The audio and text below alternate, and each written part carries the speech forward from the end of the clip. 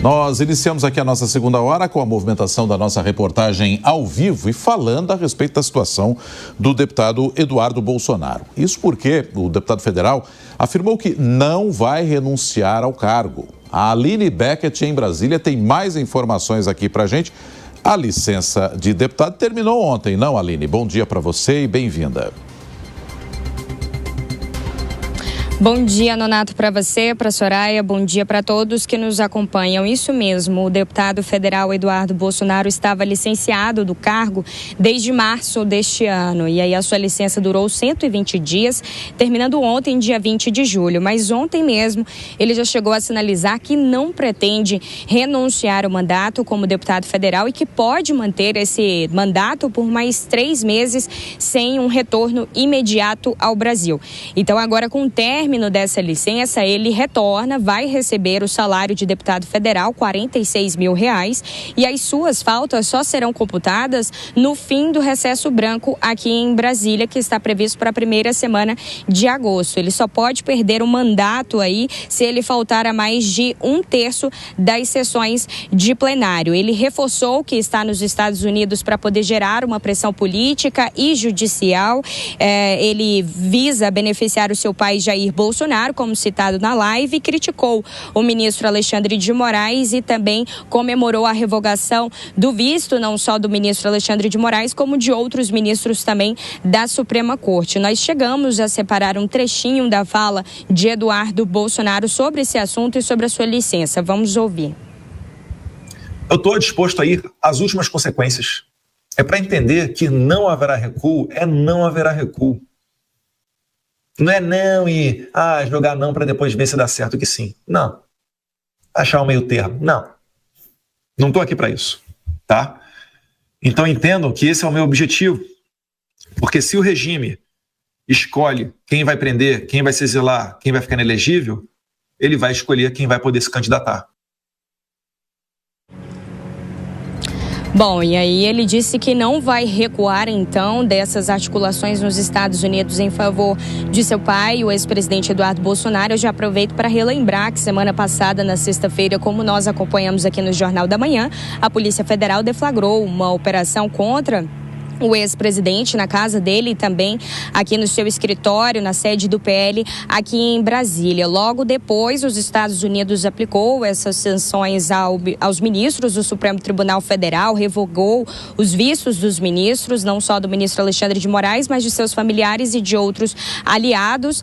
E aí, o presidente Lula chegou a se manifestar no final de semana via uma nota oficial classificando essa decisão dos Estados Unidos como inaceitável. A gente segue por aqui, então, Nonato, acompanhando toda essa repercussão e também a expectativa. Quais serão as próximas ações disso tudo?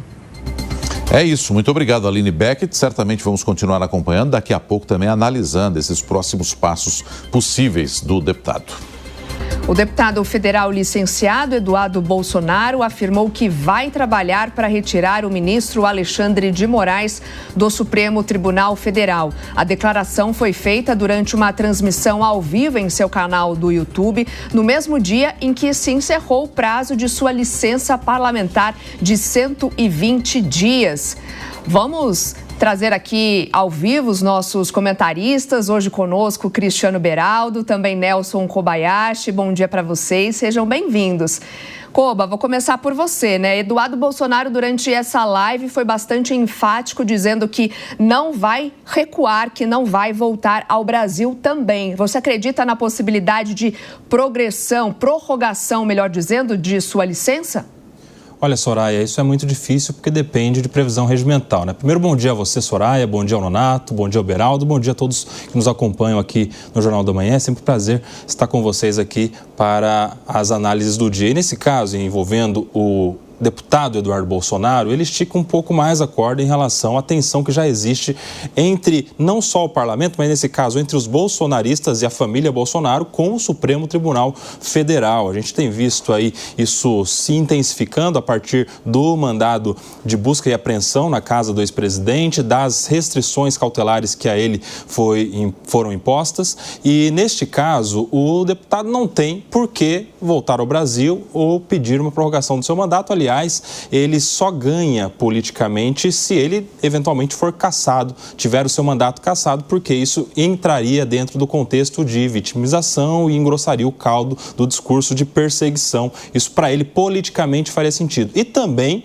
juridicamente, não faria sentido ele voltar ao Brasil para reassumir a sua cadeira e exercer de fato o seu mandato, porque de tudo que se leu na decisão do ministro Alexandre de Moraes, ficou muito claro, ficou evidente que se o Eduardo Bolsonaro estiver no Brasil, vai sofrer consequências judiciais, porque na visão do ministro está claro que há aí uma tentativa de coação no curso do processo, atentado contra a soberania nacional e alguns outros crimes que ali estão descritos no bojo dessa investigação.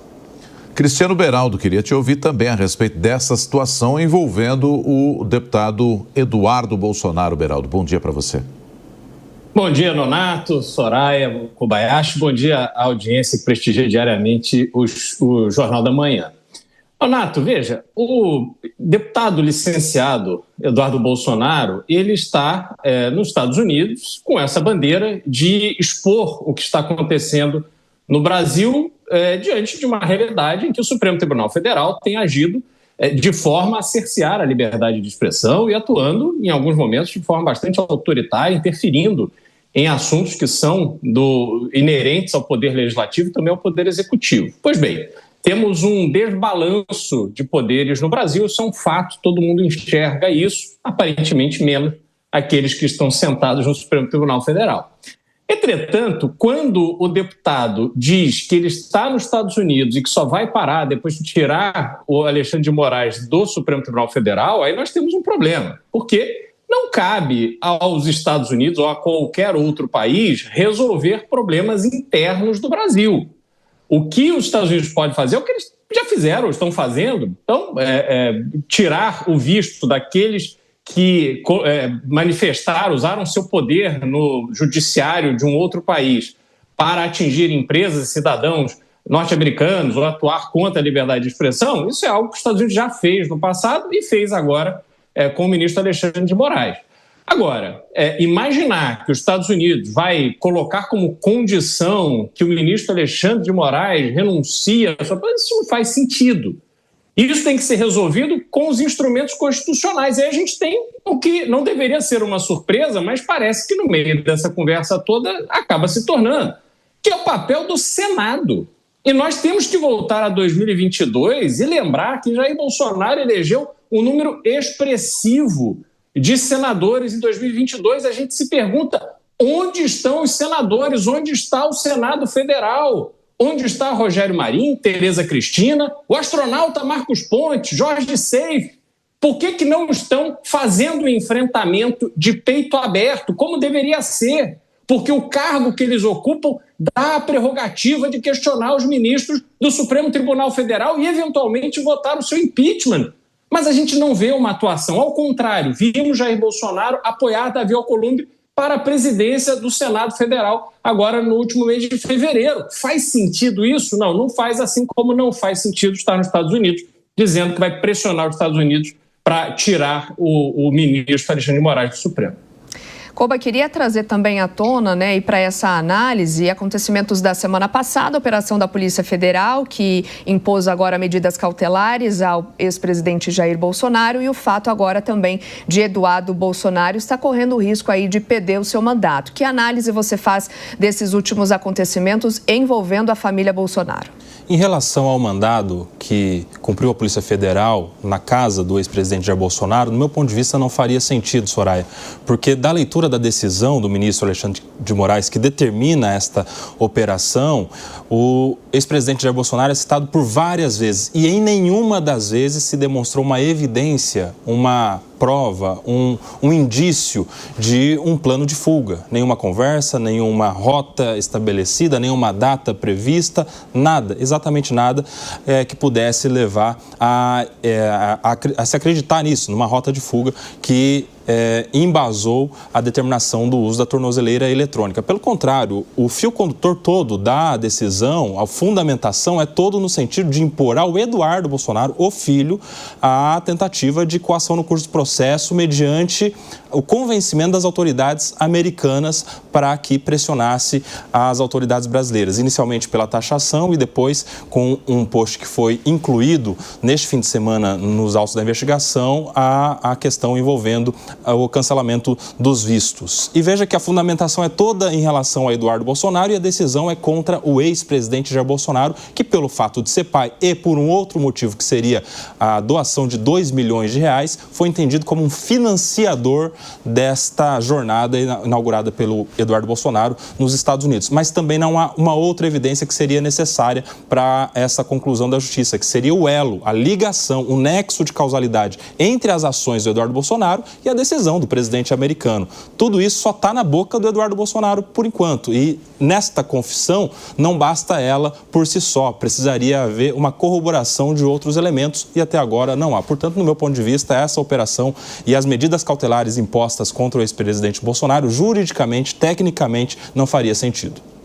Ô Beraldo, a gente teve ontem também na live do Eduardo fala sobre investigadores da Polícia Federal que para alguns setores foram recebidas como ameaças, quando o Eduardo disse, se eu souber quem está agindo, eu vou me mexer por aqui também, vocês me conhecem, por aí vai.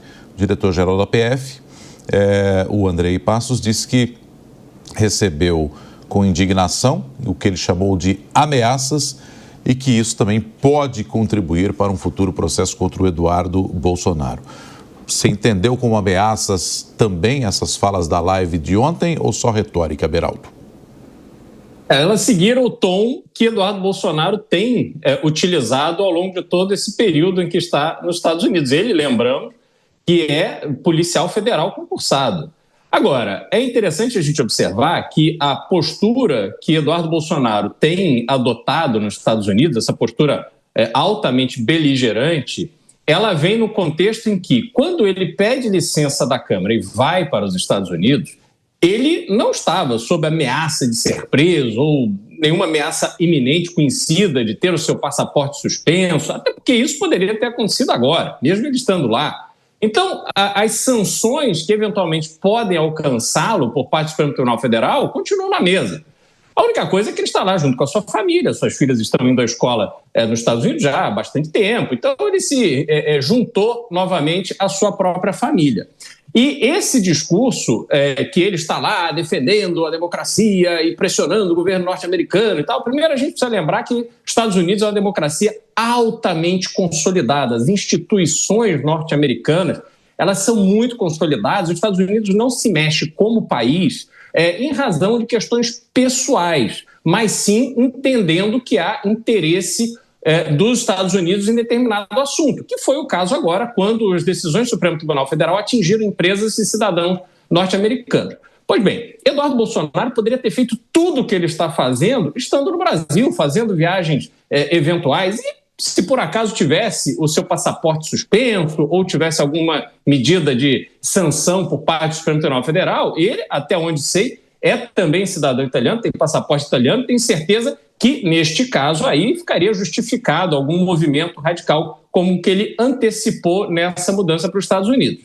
O fato concreto é que a relação entre Brasil e Estados Unidos está bastante exposta no aspecto de que este desequilíbrio institucional que acontece no Brasil e que vem afetando a vida de tanta gente e do funcionamento do país, atingindo a economia brasileira, essa falta de credibilidade que o Brasil constrói a partir destes absurdos que estamos assistindo, isso afetou relações diplomáticas com um parceiro tradicional, o mais antigo parceiro brasileiro, o país que primeiro reconheceu a nossa independência e que agora estamos aí vendo toda essa confusão, todo esse estresse, que obviamente não vai parar por aqui. Enquanto o governo brasileiro dobra a aposta, porque vê nesta disputa com os Estados Unidos uma oportunidade eleitoreira para 2026, o Brasil de verdade sofre as consequências desta confusão que estamos assistindo.